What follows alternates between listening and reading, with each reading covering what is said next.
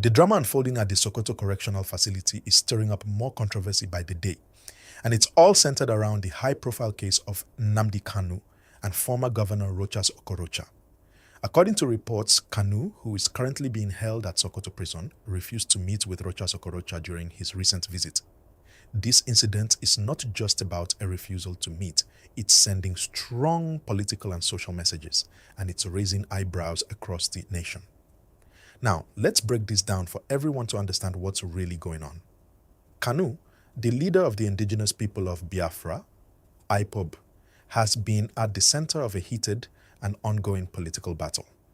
His group, IPOB, has called for the independence of Biafra, a move that has sparked conflict between Kanu and various political figures, both in the southeast and beyond. But here's the interesting part.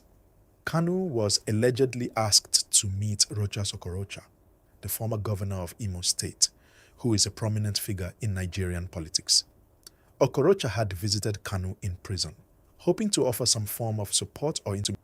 They argue that the leadership in Nigeria has done little to address the issues facing the southeast, and Kanu's decision to shut out Okorocha is a reflection of the deep frustration that many feel about the lack of progress and attention given to the region. On the other hand, there are those who see Kanu's actions as a bit extreme. Some believe that rejecting a fellow Igbo man, especially someone as influential as Okorocha, might not be the best way to foster unity in the region. They argue that while Kanu has a point about the suffering of the Igbo people, his refusal to engage with Okorocha could lead to further division, rather than offering a chance for dialogue or collaboration. Okorocha, for his part, has been one of the more vocal Igbo politicians in the national political arena, often positioning himself as a unifier. His past efforts to work within the Nigerian political system have earned him both supporters and detractors. But one thing is clear. Kanu's rejection of Okorocha shows how deep the political divisions are within the Igbo community. But let's not forget the legal side of this whole story. Nnamdi Kanu's imprisonment has been one of the most controversial cases in Nigerian politics. Kanu was arrested and detained on charges related to terrorism and treason, with many arguing that the case was politically motivated. His supporters believe that Kanu is being unfairly targeted for his activism, while critics argue that he's a threat to national security. What's important to understand is that Kanu's legal situation is far from over. He is currently in Sokoto prison, and his legal team has been fighting for him to be transferred to a facility closer to Abuja, where he can better prepare for his appeal. But here's where it gets complicated. Sokoto is over 700 kilometers away from Abuja, and many believe this is hindering Kanu's ability to properly access his legal team and resources. This situation has added fuel. The move is a deliberate attempt to keep him isolated, away from the people who could help him win his case. It's a matter of convenience, access, and ultimately justice.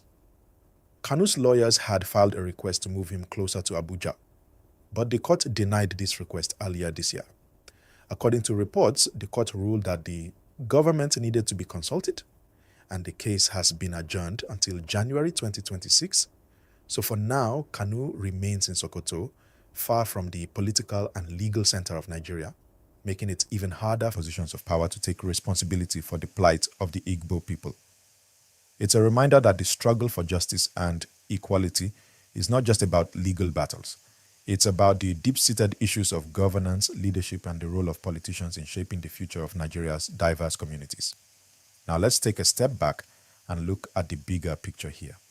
Kanu's rejection of Okorocha is just one incident in a much larger conversation about the future of Nigeria. The tension between the federal government and regional groups like IPOB is not just about Kanu, it's about the wider sense of frustration that many people in the southeast and other regions feel about their place in the country. Nigeria is a nation of diverse ethnic groups, and each group has its own unique challenges. The question that we need to ask ourselves is, how do we ensure that all voices are heard and represented in our national discourse? As we've discussed, the incident at Sokoto prison isn't just about Kanu refusing to meet with Okorocha. It's emblematic of the larger political and ethnic divides within Nigeria. The Southeast in particular has been at the heart of many of these issues. It feels unheard and oppressed.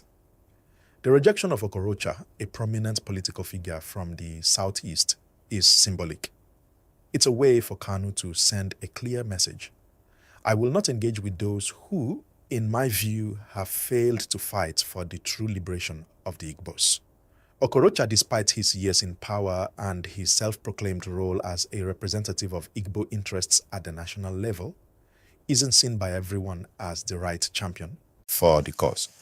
Kanu's refusal is an expression of the anger and disillusionment that many in the Southeast feel about their leaders who they believe have compromised too much and failed to bring about real change for the region. But this is where things get tricky. Okorocha is not just any politician. He has a legacy in the Southeast, having served as governor of Imo State for 2 terms and as a member of the Nigerian Senate. His political career has been marked by both support and controversy.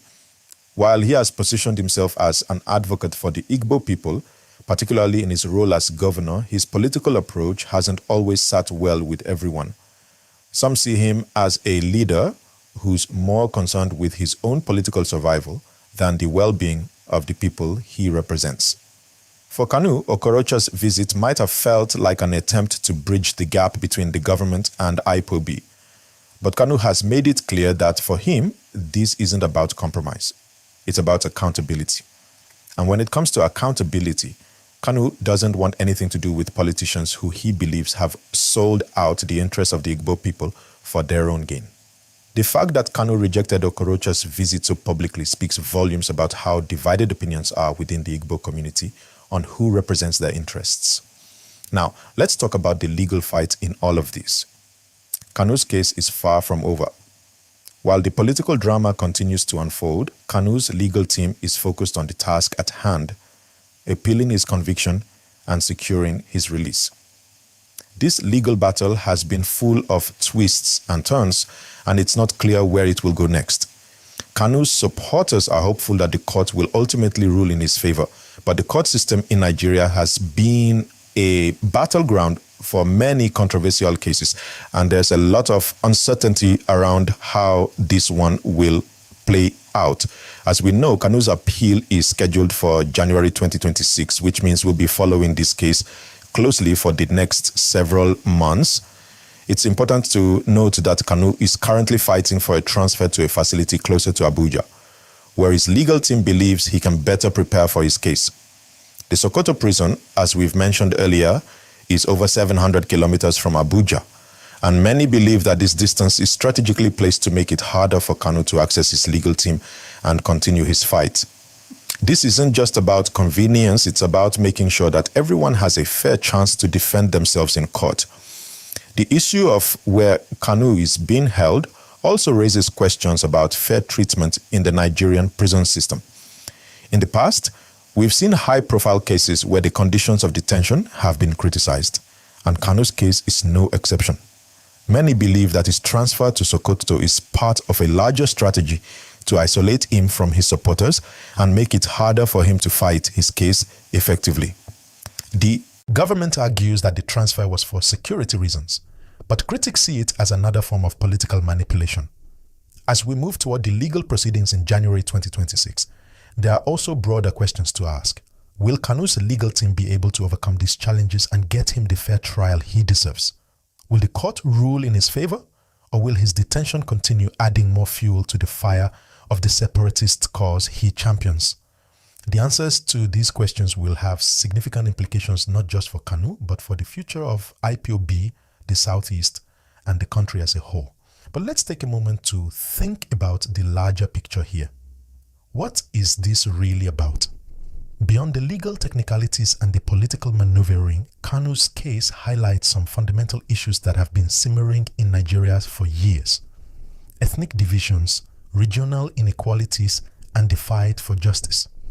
The Southeast, and specifically the Igbo people, have felt marginalized for decades. From the Biafran War in the 1960s to today, many in the region have argued that the federal government has failed to prioritize their needs. Kanu's call for Biafran independence might seem extreme to some, but for many in the Southeast, it's a reflection of deep-seated grievances that have yet to be addressed. Whether or not you agree with IPOB's tactics, the underlying issue is clear. There is a growing sense that the Igbo people and other minority groups in Nigeria have been left behind in the country's national development. And that's what makes this case so important. It's not just about Kanu and Okorocha. It's about the future of Nigeria. Can the country truly come together as one? Or will divisions continue to deepen, with groups like IPOB pushing for independence and other political figures like Okorocha trying to hold things together within the existing structure? The stakes are high, and the resolution to Kanu's case could determine the direction Nigeria takes in the coming years. But let's also remember the people at the heart of this, the ordinary Nigerians who are caught in the middle of all this. Whether you support Kanu or Okorocha, the people who are truly affected by this situation are the ones who just want to live in peace without fear of violence, instability, or political upheaval. So as we continue to follow this story, let's not lose sight of the fact that Nigerians are looking for real solutions to real problems. And this is why your engagement in these discussions matters. As we keep following this case, your voice is important. Do you think the Nigerian government is doing enough to address the concerns of marginalized groups? What are your thoughts on Kanu's actions and Okorocha's political career? Let us know in the comments. Remember to like this video, subscribe, and share this information with others. This conversation is just beginning, and your insights will help shape how we understand this complex and ongoing story. We'll continue to bring you updates on the case as it progresses. Stay tuned, and we'll be back soon with more breaking news from around the country.